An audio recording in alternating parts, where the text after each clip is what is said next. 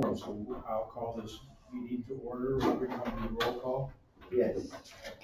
Chair Polito, Here. Vice Chair Walker, Here. Member Petit. Here. Mayor Whitmer. Yep. And Mr. Goy is traveling. And what about Walter Sleeve? You About had Walter, Walter yeah, on here. You keep forgetting him. No, I updated it, No, I just sorry. didn't use it. But he's here. I'm here. I'm sorry, I was gonna say that. Sorry, As I'm soon as I late. saw that. I was like, Sorry, I'm late. Thank you, sweet. How are you? So, that's the roll call. So Emily's, he shouldn't be on this list. No, he shouldn't. And Jeffrey, Just be Walter. Right. Jeffrey isn't gonna be here. Yes, he's excused out of the country. And, Vice Mayor is traveling, and he may join us later. He's on his way back, so he may join us later. Public, any public comment? I see a public person here. Public person. Well, I just came to see how much money we're gonna give the fire department this year. Thanks for ruining my day. You know, I'm sure they used it to build that pretty new fire department. Well, we just bought a new big piece of So property. we're building new buildings like drunken sailors. Next item number 3, draft minutes. I read through them, I didn't see anything that was missing or out of line. I do have a question though. You must do these from watching the videotape? I do, what I notice that I take, and then I look at the video clip as well. Well, I mean, it's my personal opinion, because I don't like to see people do work that's unnecessary. These could be a lot shorter. Thank you. Yeah, I Thank you agree. for that. I agree. Absolutely. Unless George, I appreciate that. No, Mayor, I, says George, otherwise. likes them short as well. So. I mean, everything is on the. Right, on the video. Is accessible to anyone, so I don't see why you put so much time into these. I know. Well, the only key thing is this. While the videos will be out there, it's somewhat torturous if you're looking for something, you can sort through and do a search on items that are written, that are out there on the web, as opposed to,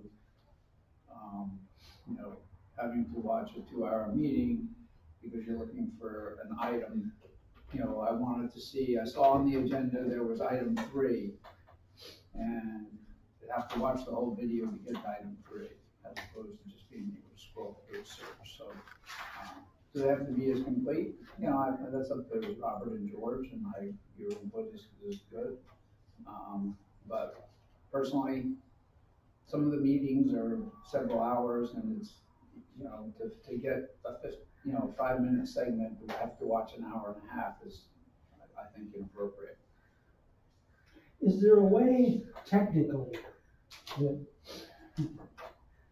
Robert could just, sort of download the film and the film would automatically, we have these things on our cell phones which change into print Yeah, relatively Well, easily. but I would not want a verbatim 2-hour thing. No. Yeah, I'm not sure they have That's fine, I concise can do minutes that. with subheadings that you can. if we But then can break the Robert could do- videos up, like Wally's saying, if the videos could be parsed so that you want to see this item, that segment is then included, that'd be okay, then you can see part of it, but.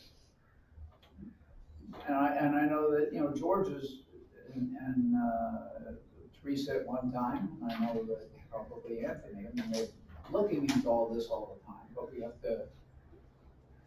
But that's the reason personally, George is one. I think Wally was suggesting transcribing, an automatic Transcriber, transcription of the video, He could then edit that. and then you could then edit. I'm not sure if we have the tech to do that, but Granicus, which is that, he's already gone. Granicus is a service provider that does council meetings and does exactly what the mayor is suggesting, is you go on, look at the video and say, I'm only interested in item 4, click here, it'll take you to that part of the video, and you can view item 4, only item 4. And we're probably gonna be looking at Granicus as we move over to the new buildings and start to improve our tech a bit. But right now, it's probably easiest for Robert to just do more or less action minutes with summary items until we get to that point. I understand Mayor Whitmer's comments. sure it takes you a couple hours to do this, so. I'll be happy to summarize and, do the action. Could I have I'll do it on the next one. could I have a motion to approve? So moved. Second. All in favor? Aye. So those are approved. Move on to, item 4. We have. I just came from physical therapy. It's a Oh, long- I it was was a big having- turn for me.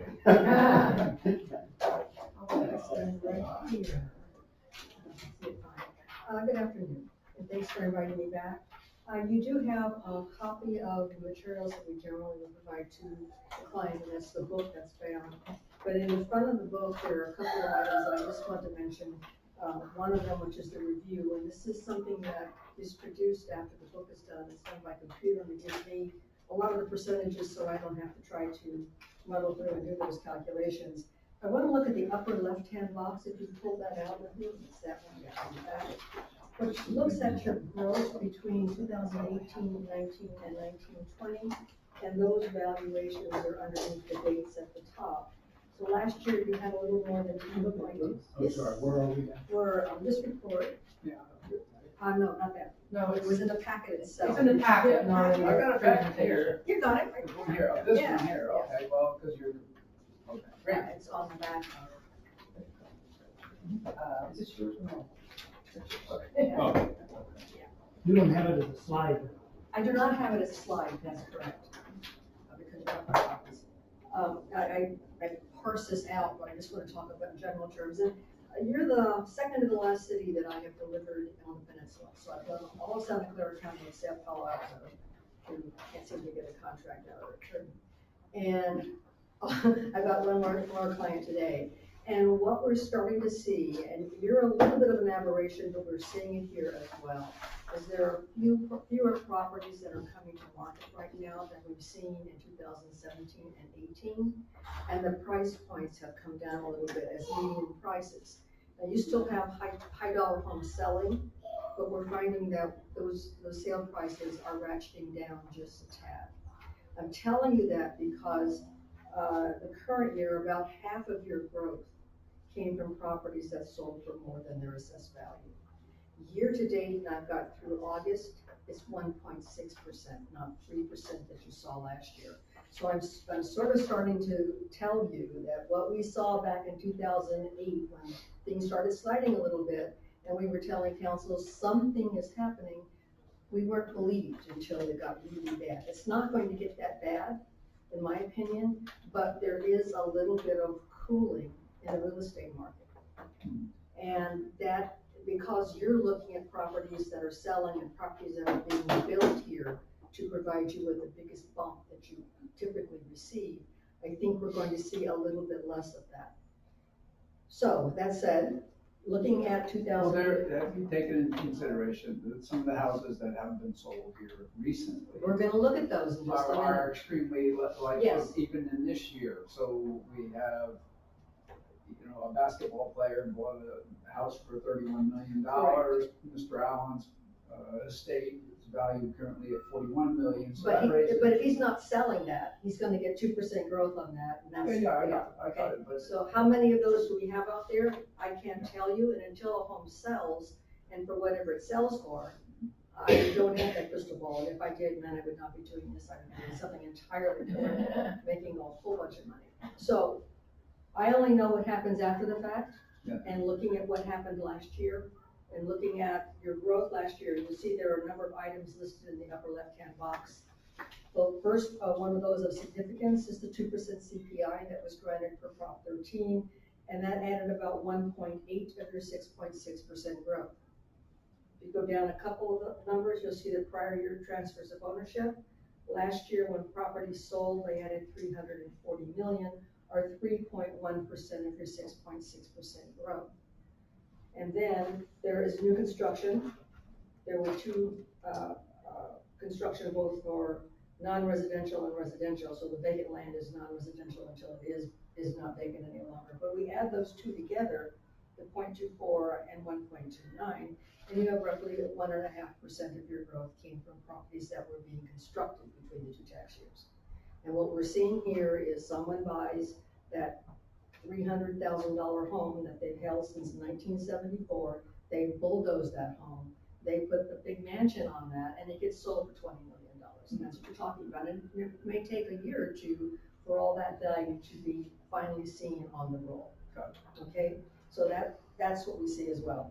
And then beyond that, your Prop 8s that were reduced during the recession, for the most part, they're back. We see a couple of properties that still are coming in and out. However, in Santa Clara County, where the median sale prices are down 10% in some communities, we're starting to see another roll through of Prop 8s. And we've just finished in Santa Clara County getting all of those restored and starting all over again. And the thing that took us into the 2008, 9, 10, 11, 12 Prop 8s, not the same thing as taking us into this one. So there'll be different metrics and trying to recapture those. The very bottom of the page are the top 10 taxpayers in each year. The top 10 were within the top 10 in both years. They're just a little differently organized depending on the value of what happened between tax years. So you've got those 10 taxpayers are pretty solid, and they seem to be either in the top 10 or top 15 every year. To look at the PowerPoint and talk a little bit about what we're seeing globally and what we're seeing as we start getting into 2021, and that's what I really want to talk about today. To begin with, the first slide, and I think you've got copies of this, shows a 15-year history of the values in the town of Atherton. For the 9th year in a row, we've got positive growth, but if we look at the last 3 years, it was 7.4, 7.0, and 6.6. So every year, you're getting a little bit more of a bump, and part of that is because you've got so much value. And it takes a lot more to move your value up than it's going to take to move COLA up a percentage point, for instance, right? So the bigger you get and the more value you have, the more it takes to move you up that 1 percentage point every year. Your total value, if you look, is $11.6 billion this year. In order to move you up 1 percentage point in terms of new revenue, we need to find $116 million in new value. So that could be 4 homes, I got it, 4 or 5 homes, $30 million could do that for you for 1%. The average percent, if I were to take all 20 years and do a percentage, is 8.21%. So you're trailing a little lower than that. Whether you could budget 8% for every year and hope that it's going to get too close, I would recommend against that. But in history, that's what's happened in Atherton. The year-over-year growth, $723 million. Last year it was 741. So we had a little less growth year-over-year this year. Current citywide growth is 88.5%, higher than it was before the bull burst back in 2010-11. We had 2 years of negative changes when we sort of started looking at need to figure out why we've always had positive change, what's going on here. I don't think you're going to see negative unless something horrible happens, and I'm not sure how that would impact your community. If there's a trade war and it impacts Oakland or San Francisco, I don't think it's going to impact you in the same way, is what I'm saying. What about the impact of tax laws? President wants to help rich people, so I don't know that's going to be impactful. I think the next time we're going to really visit this is going to be after the election. Whether or not the status quo, or there's going to be different in both the tax laws or whatever else is taking us down this track. I'm thinking a little more long range. Do you look far enough ahead that you would take into account, for example, the effects of global warming and sea level rise on the most low-lying places in Atherton? Again, that's crystal ball. What is our lowest elevation? You know, I'm probably only 51 52 feet. Okay. We're not affected. Probably by okay. that, by Foster the City. projection. Okay. Yeah. Foster City, East Palo Alto. Yeah. Lots of them. Okay, great. That's Thank you. affected, but we're not. We're gonna get beachfront property. The items that drove your growth this year will be the same items that will grow it for 2021, and those are new construction additions, sales transactions, and the 2% cost of living. Back in the old days when we had some Prop 8s, those were going in and out, but we don't see that. And what we are seeing throughout the state is the stabilization of some of these median sale prices. Again, Atherton, Los Altos Hills, Beverly Hills, I've got a number of clients where because of the type of homes and those sales, it's really hard to predict that what's happening globally is really going to impact you in the same way. The year-over-year growth, as I mentioned, 723 million. I'm going to talk a little bit about what this means for the city of the town of Atherton. Your 1% share after ERAF was a little more than 8 cents of every tax dollar. And if we look at that growth and take 1% of the 723.3 million and multiply that number by your 8 cents, you're going to receive $602,995 in additional revenue this year related to property tax growth. On top of that, your VLF and lieu now grows by overall growth percentage. Your percentage change was 6.6%, and that 6.6% on last year's number is going to grow $77,513 for the $1.2 million position. So those are the major revenues that you receive from property tax. You also receive supplemental revenue, and as I tell you every year, supplemental revenue pooled countywide. So the things that sell after the tax bills are sent all get pooled, the difference between the assessed value and that revenue and the revenue on the increased growth. It gets pooled and gets distributed countywide based on everyone's proportionate share of all revenue collected. So once that whole mechanism happens and the value is added next year to your roll, it belongs to you in its entirety.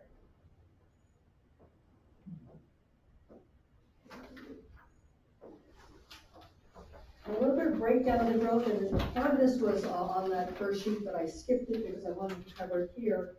Your residential properties grew $750.7 million. Your citywide growth was 723. Why the difference? And that's because you have vacant uses that last year were in the middle of getting developed. The assessor had done a progress appraisal on these vacant properties that weren't as vacant as they were the prior year because they had the foundations and some of the walls built. And this year, that $25.5 million fell out of the vacant and went to the residential uses. So we saw a change of the use codes. About 15 million of that growth from the vacant uses was on a single home. And the miscellaneous uses that we show a decline in value, those are properties that are owned by the California Water Service Company. Last year, they had $8.5 million in growth. This year, they had $1.6 million in declines. Water assets don't get the 2% increase. They're treated differently based on the asset pool value, their assessed value, and there was a decline in that value. This county does not sell us appeal information, so there could have been appeals involved, but we don't get the information. 5 largest increases, and to begin with, we do a 40 deviation, positive and negative. There are maybe a handful of cities of the 250 that we deliver that are all positive between tax years. You're one of them this year. There was no top owner increase that was less than $4 million. It was 4.4, I think was the bottom. So the largest increase was on a piece of property that's owned by Happy Wisdom LLC, 86 Sutherland Drive. It increased 19 million. It was purchased for 30.9 in 2018, and the property was built in 1983. So that increase, the property was valued about 11 million before the sale. The second is a piece of property that had been in the family for a long time. Single family residential property, One Orchard LLC at 346 Walsh Road. The increase was 14.7 million and it sold for $15 million. It was valued at $337,278 before the sales transaction. So somebody just got the nest egg, right? Yeah. You have a couple of those. The next one, I could not get a street view. There is a lot of foliage around this property. The property is at 57 Linda Vista. It's owned by Zircon Investments. Purchased for 15.5, and it was an increase of 14.2, which means that it was valued at a little more than $1 million for that sale. The fourth largest property, owned by Park Lane LLC, 213 Park Lane, purchased in 2018 for $20 million. It was built in 2006, and that building was after the prior demolition. It was valued at $8.9 million before the sale of $20 million. And finally, this home at 286 Park Lane, it's owned by Columbia House, purchased in 2018 for $11 million, for an increase of $10.9 million. The home was valued at $571,348 for the sale and was built in 1975. So you do have these homes that are turning over and selling that have been held for 40 or more years in the state. So do you assess the ones in here, which you kind of touched on, that, let's say it was a older home, it was sold, but then the home was demolished and they're building another house on it, so then they're, I could go down those 40s and tell you which one of those that was the case for. To go through all 40 is more than I have time to do here, but I'd be glad to do that and show you the difference. so when you look at going ahead, I don't know who's gonna demolish this. I know, but there are ones that are demolished that are now, we've got. And I will have them as vacant if the assessor has them as vacant. I won't know what the plans are, or how What we do. you do, what the process is. So if you need a list of all the vacant owned or vacant properties in the county you're sitting, I can provide those to you. And then if you have a building official that wants to go out and say, okay, these plans are in plan check, they can tell us that. That may be, maybe we wanted to make it more accurate, However, covered, George, we might want to consider that. just one thing, I'm not an appraiser. I No, don't no, know no. how long it takes to go from point A to point Z here in this process. Yeah, I understand. Do we have any insight into how many homes are valued at, say, I don't know, less than $1 million? Like, I can give you that list too. just so we can see. Robert, you're writing all this down for me, right? You're in. Send me an email. Got it. Yeah. I mean, it's, the data is the data, and it's from the county, and like I've commented, it's not warranted as being absolutely accurate, but it's what I have. Yeah, it'd be nice to know how many pre-prop 13 houses. We got that too. Because there are, I've got a bunch on my street, I mean, you can pull up the county's information. And, there's lots of houses where people are living in a house and, their tax roll is like $1,000. And they're living in a house that's the same as your house. And you're paying tens of thousands. And so it's because they're living in the house they were born in, or, God bless Crawford. they had the title changed over before the owner died. The top 40, as I mentioned, are included.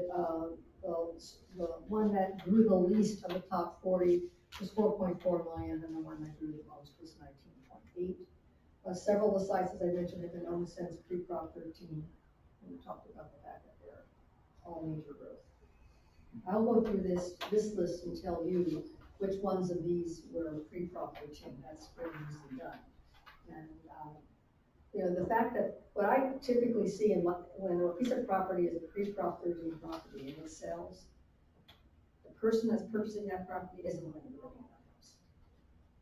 In all likelihood, they may live in it while they get plans and demolish it and build what they really want.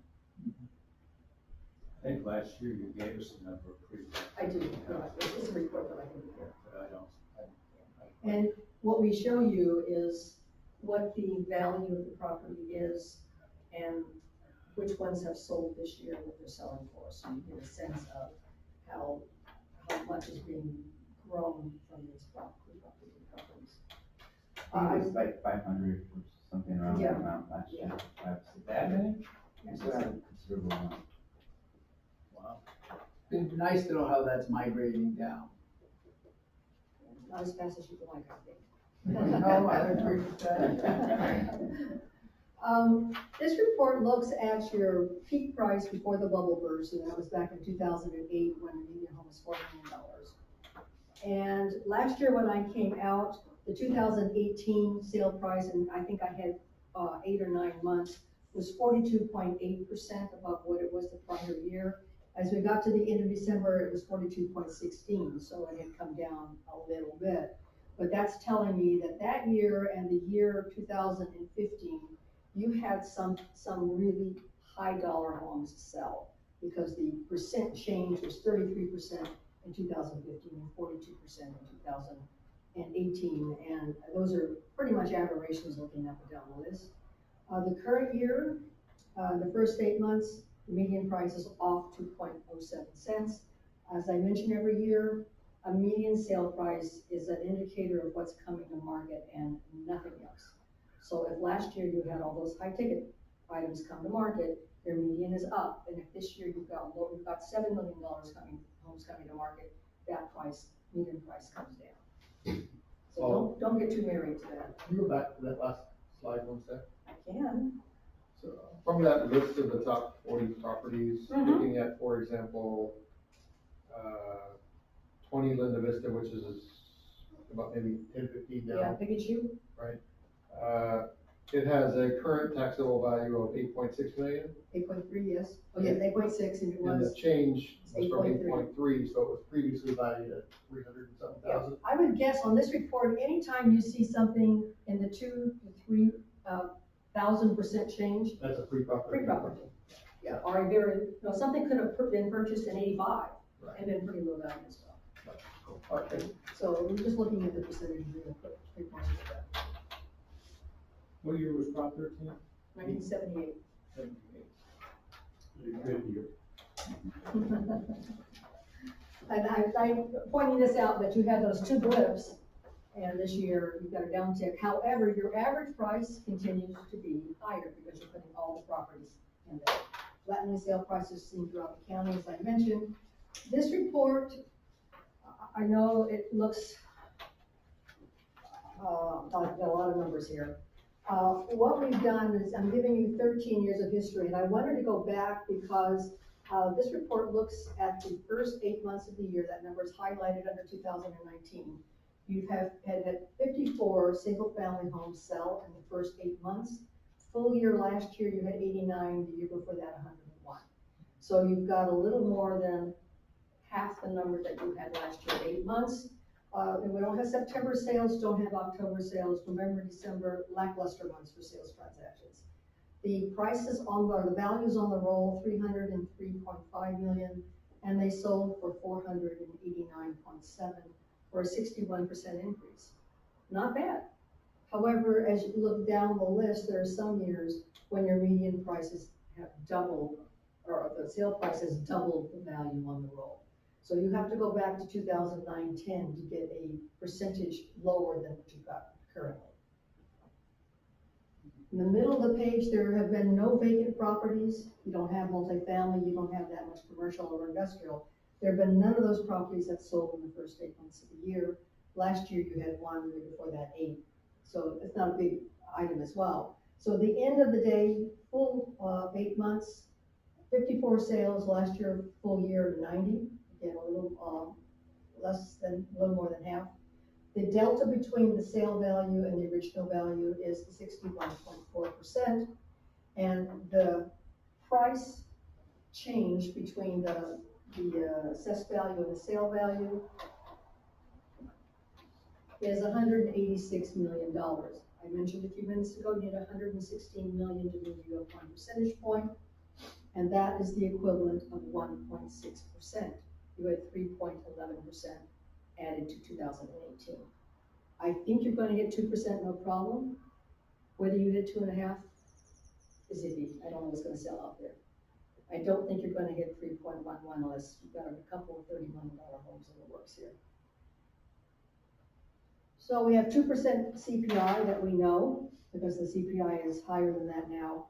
And you've got this 1.6. So at a very minimum, you've got 3.6% growth next year. Questions? Okay.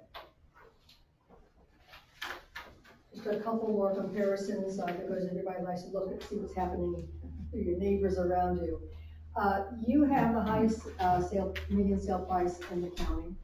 Your current median prices are 75% higher than they were before the bubble burst.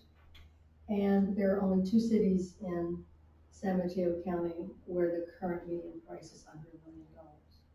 And that's Colma and Daly City and East Palo Alto. And East Palo Alto is only $51,000, under $1 million. So it's certainly been striking distance in a couple of years. I don't know that Colma is going to see those prices increase as quickly. However, there is also no city who hasn't surpassed the price that they were getting back in the peak of the bubble. In the southern part of the state, I have 1/3 of the cities in those counties who are still in red. Last year, when we did this exercise, this number was 80, because you had a slightly higher sale price last year than you had currently. San Joaquin Valley even worse. San Joaquin Valley, because there are only 5 cities in like San Joaquin, and there's only one of them, and it's not, Stockton has come back. I want to say Manteca is the city, or Lodi, it's one of those 2 cities that hasn't, but it's within 10%, so it's not like half of what they went down 60%. What's happened in Stockton is they're building north of Stockton all these new homes that are selling for $600,000, and it's increasing the median price. They're just sort of leaving that inner city alone, and they really need to focus on the inner city and get some changes there. Show you what's happening in San Mateo County, and this is June 18 comparison with June 19. June is kind of the middle of the selling season when we look at starting in April, May, and going through August, July, August. There were 11.87% fewer single-family homes that came to market in June of 2019, and the prices were pretty flat in San Mateo County. If you look at Alameda County, negative and negative. The same with Santa Clara and Salado. Sonoma County had more sold, but at a lower price. So you do a lot down in Southern California. If you were to compare us to some of the higher end communities down there, like Rancho Santa Fe and Coronado and things like that, what are their numbers compared to ours? Are they similar? I'll send you Coronado. I'll send you Orange County, San Diego County, and Just be nice to you know, Rancho Santa Margarita is a city. You didn't say Rancho Santa No, I Margarita. said Rancho Santa Fe. Yeah, that's a county unincorporated pocket. That's not Oh, going it to is, help us. I Yeah, thought it was a separate. Okay, all right, no problem. It'd be interesting. but no, in LA County, you've got Palos Verdes Hill. Yeah. And there are a lot of pockets of exclusive communities there where you've got the same kind of dynamic that you have. Yeah, I noticed that, Hillsborough, which is a little bit different, Mm-hmm. they were 69% up. Right. And then theirs is down from years before as well. Not a client, couldn't tell you off the top of my head, yeah, Hillsborough is like 2 above us. yeah. But they're not a client, and Oh. I don't know specifically. Okay. All right, Your prices have not quite doubled, and their prices have not quite doubled, but that means not very much. thank you. Okay, budgeting, what we know, 2% we've already talked about. There are 37 homes awaiting Prop 13. If all of those are restored, you're not even going to have a percentage point. So let's take those out of the equation. We talked about the 1.6% growth in sales transactions, and we got to 3.6. On top of that, the new construction was added 1.29% to your growth this year. If I look at the last 4 years and look at the amount of new construction that we feel was added to your bottom line, 2019, the current year we're in, looking at what happened in 2018, added $166 million, and that was a big bump for you. So we took an average of 8 years, which would be $122 million, which is equivalent to 1.05%, which are $116 million. Once we add all those together, we're estimating, I can't have a pointer, between 4.65 and 5% next year, which is about 1.5% below where you were this year. We send out our forecast tool in January, and by then I'll have all the sales through the end of the year. That's gonna be the key here. Well, if we find that you've got a couple of really big sales towards the end of the year, that's gonna move that whole thing up. So when we do our budgeting, what, you use this number directly, you downplay this number? No, we use this number directly. Yeah, we take what their recommendation and usually, The lower end of it? yes. Like last year, we used, for the 19-20 budget, we used 4.5%. Okay. And last year's between 4.5 and 6. But of That was the adjusted number, the one that's in January. One is in January. Yeah. Yeah, because this is half, or 2/3 of the year in sales, and so that's coming out this time of the year, I'm sort of pushing it, saying, okay, this is where I think we are. How have the sales in Atherton been, Mr. Real Estate? It's been slow. I mean, they're staying on the market longer and there have been some sort of price drops. Down. So it's not a disaster, but it's slow everywhere. Yeah, I'm not saying homes aren't selling, I'm just saying they're not selling the way they've been selling for in And 2017. you're right, there's been a lot of, on the tour sheet today, there was a lot of price drops and second, third tours, and it's been the same in Palo Alto, as I watched that, so it hasn't been a park. Anything big sell? Pardon? Anything big sell in Atherton? I can't remember, there was a couple recently, that's $20 million range. But, yeah, they're gonna sell, it's just, it's slow, and particularly, all it says right now, November, December, hardly anything. It's one of the worst times, other than the 4th of July, to really bring a house on the market. Everybody's advising their clients, okay, middle of the spring, that's when you want it. 2 big seasons in the spring and early fall before school, kind of situation. Yeah, so it's nothing to be, it's not a disaster, but let's put it that way. All right, thank you. And there's a newsletter in your packet, because what I do is not confidential, but I don't know if you've got some special deals that you're working on in some community. I'm telling you what I'm seeing, and if you want me to change the text at all, let me know. You know, if it's something that you're going to put out on the internet, and there's someone there that just bought a house, and they don't want anybody, you feel they wouldn't want something what they paid for it, let me know, and I'll put someone that's got a lower value in, and maybe it won't be as critical. Could you walk through the ERAF table? Sure. What page is that? Page 123. This is for the current year.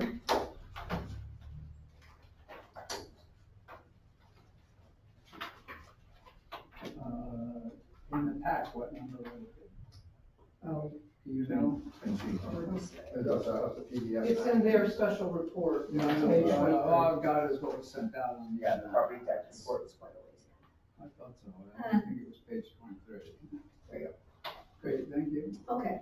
35 in the pack. This report is an estimate of the revenue, and it's based on the values that are released, in this case in June, July 18. The secured, no, it's not, January 1, 2019, we're almost to 20. The secured value is $11.6 million, unsecured a little more than $2.9 million, and that's in the first column of numbers. Before ERAF, you get roughly 10.2 cents. We saw that after ERAF, you're left with a whopping 8.3 cents, and that's in the bold number on the non-SRA or successor agency. You don't have redevelopment, so all of your city is in this particular pot. So once we know the value, 1% of that value is taxed, and your tax rate, we're estimating $9,714,000 and change as your general fund revenue for the current year. There is an admin fee that you get charged by the county for their doing their job for you. And that's roughly $89,000. On top of that, you receive unitary revenue, which isn't ad valorem based. So it's an amount that's calculated going back to early 80 formula. And then your VLF in lieu is also estimated here. So those would be the pots of money that would be property tax related, other than your supplemental. You are a teacher city, I'm assuming, Robert? So this would be a number. So they take out 2.25 million? Yes, and ERAF. you get excess ERAF back. And there are complete formula that I'm not privy to funnel that back to you. They have to take that money because the first call on that money is to pay your VLF in lieu. So they're taking 2.2 million and they're giving you back 1.2 million of that. And then they've still got $1 million out there, and they look at what your schools need, and I'm assuming you're not all basic aid schools, are you? Because Palo Alto is not a basic aid city. So if there is revenue that is not needed for the school systems, that money comes back to you again based on the 1% share you get of all the revenue in the county from anybody that contributes to that ERAF. So Robert, an estimate of what we get back in ERAF of that amount would be? Well, usually we've been about 1.3 million Okay. is what we get. This year it's probably gonna be up to about 1.5. So you're making out the bandits here, you realize. Wait, You're contributing 2.5 and you're getting back more than that. well, we are, yeah, you're right.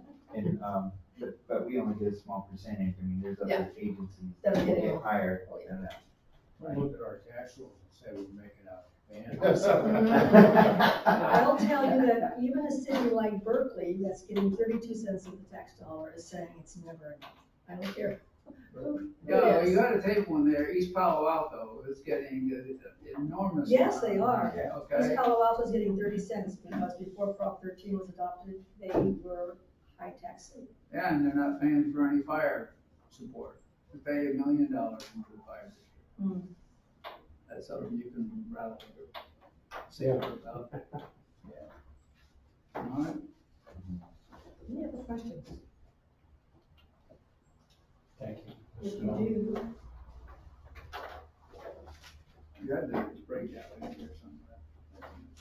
Yeah, the first, it's on page 19 of the actual report. Yeah. It's the property tax dollar breakdown. Yeah, that was very good. I think everybody likes to see where we stand. Yeah, we only get Right there. 9 think cents, 31 and 8.5. Yeah. That was a very. Well, and then, I think a lot of residents think that their little tax dollar somehow ends up in support of city services, and that's not the case. You're exactly right. You get 8 cents? Yeah, 8 cents on the dollar. But we have the highest growth, so Yeah. contribute. You're welcome.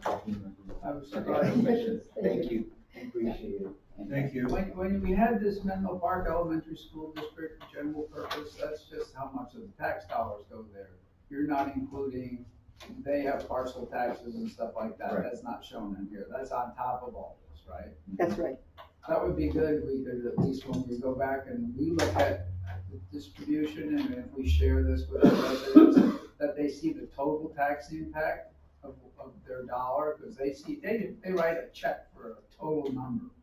You could probably see that on a tax bill, which you can download. Yeah, and then, it'll give us a summary. I realize, and there are certain people that can claim an exemption from this parcel tax or that parcel tax because they're over 65 and things like that. So yes, there are some people that wouldn't pay everything, but the majority of our residents pay all taxes that come their way. And it'd be nice to know, it says, okay, whatever dollars I put in, including all the taxes I pay, I write a check for $25,000. How much of it does the city get compared to these other agencies? Just so I know when they're deciding how to vote. When they're deciding, should they vote for something for us, or should they vote for something for the children or whoever, okay? Because they don't understand. You are aware that there was a split roll, that's one of the things, a split roll measure on the November 2020 ballot that would treat commercial and industrial properties, of which you don't have a lot, differently but the taxes that would be on those increased values would be put in a pot and would be used for local government and schools, 60% to local government, 40% to schools. I have no idea whether it's going to go one way or the other, but I don't think, because property taxes generally are not looked at as a city-generated tax, it's a county-wide and then each county, that you would benefit from the growth that's going to be happening in the other communities, you know, the Facebook that's going on in Menlo Park, you know, the like of that. I have one other question. You did show that there was one property here that was agricultural. That's the Menlo Circus. As I figured, because they have they're not really, it's just because they have the horses there. I'm guessing, yes. I've looked at it before, it's the Menlo Circus property. What about the vineyard, isn't that? That's why I was hoping it was Yeah, gonna be that that, would be- but I had a feeling it might be the Irrigated circus. farmland is what the vineyards are. And it's not showing irrigated here, so I'm not sure. Where are your vineyards? Are they on somebody's private property? They're down off of the Alameda. It's only an acre or two, Okay. Bohemus and Alameda.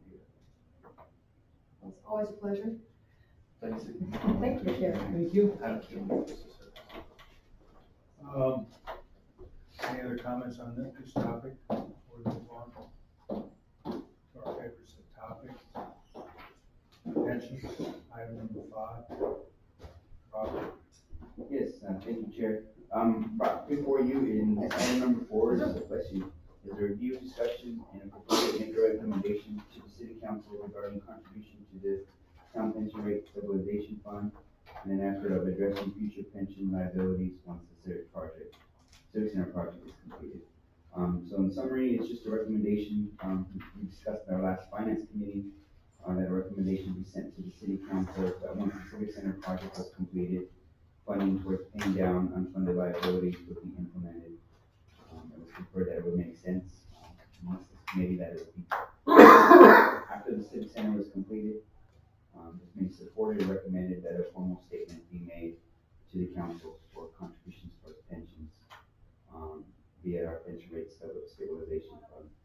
We do not support putting money aside at this time, but attached for your review is a statement for consideration for a formal recommendation to the council. So, I was trying to help Robert out, so I drafted something which I thought he was gonna use as a basis to write something good.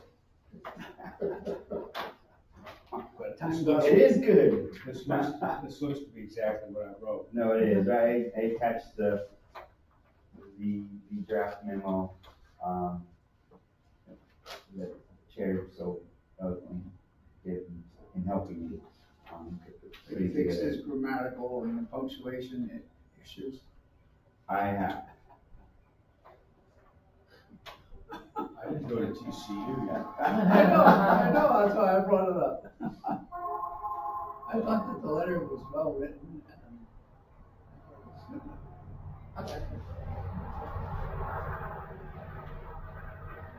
Yeah. I thought Robert wrote it and put your name on Is the issue, is there other things that we should state, or should some of this not be stated, or? And does any of, do we have to respond to another grand jury inquiry at some point? I hope not. it. Oh, it'd be next year. There'll probably be one next year. Yeah, I think probably in 2 years, there'll probably be another one out. Probably the 2021 year. But no, I think we, as far as the grand jury report, we kind of, we're doing some of those things. We've implemented a lot of the review of the pensions. It's something that other cities are also focusing on. I think that it's something that I think if we do a formal communication to the council as a recommendation for future, the council's also discussed this before, setting aside ERAP funds for it, but I think it's just right now the priority being the Civic Center. But it doesn't change, I mean, if you go down to the next to the last paragraph on that first page, we were told back, whatever, I'd have to read the whole thing in, that we had a $10 million debt, we've given them $9 million towards that debt. That's That's to pay off the side fund as well as all of our unfunded liability payments. And we end up, instead of a $10 million debt that we thought we'd almost paid off, we now owe 18 million. I mean, I know they changed the discount rate. Right. They probably decided people are gonna live longer. Right. But it defies anything I can conceive of that's rational.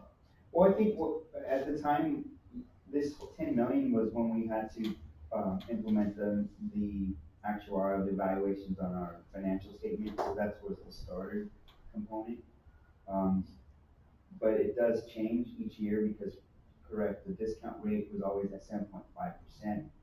There was, the last time they had changed it to 7.5% was back in 2010, 11, and that stayed until 2016, 17. So, you had 6 years of that not accomplishing that discount rate every year. I think that's why there's the changes and increases. Then they did the change to the demographics. I think they did a big, what kind of made this increase so much is they did a multitude of things all at once. The actuarial evaluation. There's nothing you can tell me this can explain. No, but a lot of it is though. Well, we've done a lot, Robert. I guess, actually, the first time I was mayor, we made the decision to pay off the 5 million early, right? And then we said, let's set up the thing for the OPEB and pay it up to a certain level, which then, we worked to get to a 90% level. We're now a little bit below 90, but based on the people that are retired. Then they came in and they said, hey, we're gonna look at, as you guys brought up, people are living longer, we need to adjust that, we need to change the discount rate because we're not making the returns, blah, blah, blah, blah, blah. And so when we had alarm when it was 16 million, it's now 18 million, and we paid a ton of money in, and so it's gotta be a priority, I think, to say after we're done with the Civic Center, this has got to be a high priority. But the priority should be, and I think hopefully Bob agrees, that the priority is we'll pay our side fund, but we will not pay any more into their fund because they seem to be squandering their money, okay, or our money. And so we'll pay what we need to pay, but we need to take care of ourselves, and we'll take care of it with our side fund. And then we'll see how things play out, which is where I think that, the chair is, I believe. I said that. Yeah, you said I that. said that. Right.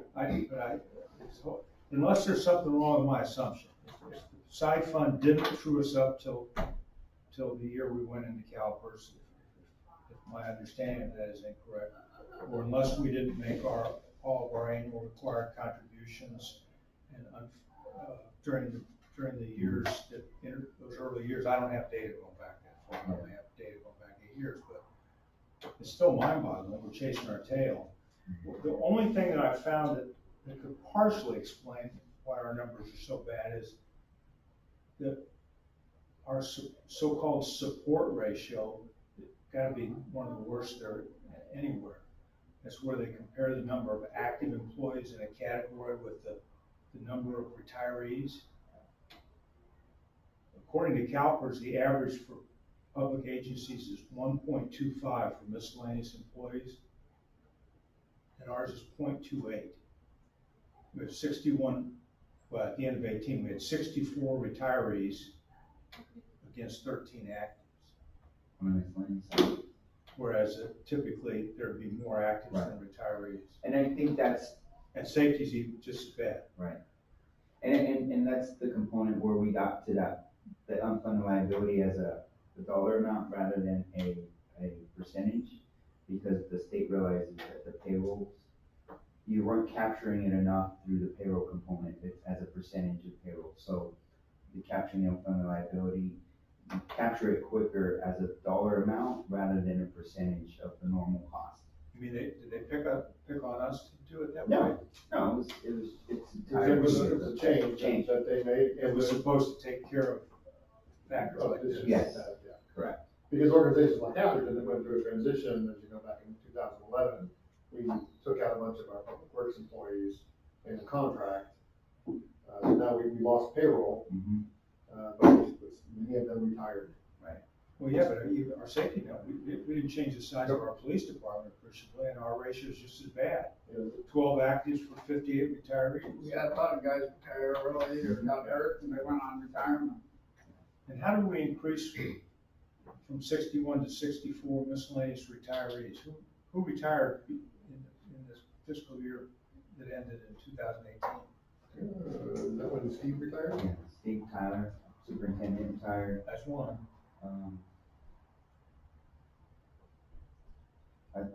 PD, miscellaneous, dispatcher retired. John Mattis. Yeah, they're miscellaneous, and I believe, How many did we get? We went from, at the end of fiscal year 17, we had 61 retirees and Kelly Robertson. Kelly Robertson, yeah. Three. You know, this whole situation just reminds me of something from Alice in Wonderland, where they say, so you have to run just as fast as you possibly can to keep from going backwards. And if you want to get anywhere, you have to run twice as fast as that. Exactly what that's it what it is. seems like. The one comment I would make in the letter, I mean, the letter's great. I'm just wondering, and I haven't been involved in anything where we send something to the council in writing, so maybe this is not appropriate, but I'm just wondering if it would be helpful to, like, have the first thing of it say recommendation, and just have in one sentence, what we're recommending, and then discussion, and have all this great. Just so somebody doesn't want to read everything, okay, all right, that's what this is about. Just a thought. Put it in the staff report and then there'd be. Okay, summary so it'll be in the report. staff report. It'll be in the Yeah, staff yeah, report, yeah. and then, That makes sense. And there'd be a summary of the recommendation and then, Okay, that's perfect. we could say that we would like the chair to review that before you send it out. I think that answers your question. Yep, it does. So we want to send this to the council. If it takes, we have a vote kind of thing. and just a motion that we would, send a formal statement to the council, mentioning With our the right. communication, recommendation from the finance committee. So moved. Second. All in favor? Aye. And you can put some of those additional statistics in there, would be worthwhile too. Just approve it the way it was. Right. But Robert, If we get those in Robert's thing, I will do I it. just feel that I will those do are it. important things to continue to point out. I mean, Right. The hole is getting bigger. Right, And so that's why our obligations, just our mandatory obligations are going up directly, because we got more people, correct, and, yeah. less I- people paying for them. I can answer one quick. Right, that's fine. It's all right. Okay, the hole is getting bigger, but there's another side to this, which is what, property taxes are all about, and we seem to be getting more money to cover some of Yeah. it. The hole is getting bigger than the property tax. Relatively speaking, Yeah. okay. And it just kind of a quick highlight, and this will be put in the staff report to the council, but Los Altos Hills, kind of researched what they've done. They did a prepayment, towards their pension liability in June 2018, a 1.3 prepayment to CalPERS. Hillsborough has contributed, in 2019, they contributed $2.4 million into a Section 115 trust. That was in January of this year. And in their fiscal year 19 budget, they included another $2.4 million towards the trust. So they put, the town of Hillsborough put $4.8 million towards a trust. Is that on top of what was in the report? Yes. So that's new. There's an argument that, I mean, some agencies take their money, give it to CalPERS. Right. Because CalPERS' interest is 7% or whatever that is. Whereas, you could take out CAP, for example, at 2%, you can rough this up at one point.